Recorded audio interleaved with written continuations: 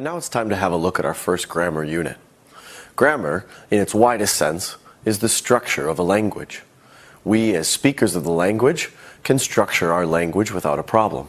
However, as teachers of the language, we need to be able to better analyze the grammar and the grammar that exists within statements that we make.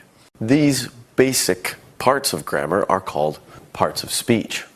Each part of speech has a certain function within a sentence. Our example sentence here is, my older brother lives in Tokyo.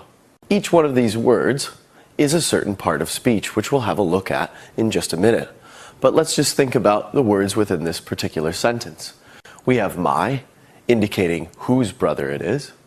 We have older, indicating which brother it is. The word brother indicates the person in the sentence that is doing the action. Lives is the action within the sentence. In introduces the place of the action, and Tokyo indicates the actual place of the action. Listed here are some of the more important parts of speech. Many of these categories have subcategories that we'll get into in a moment. But for now, what we'd like for you to do is at the end of this segment, pause your DVD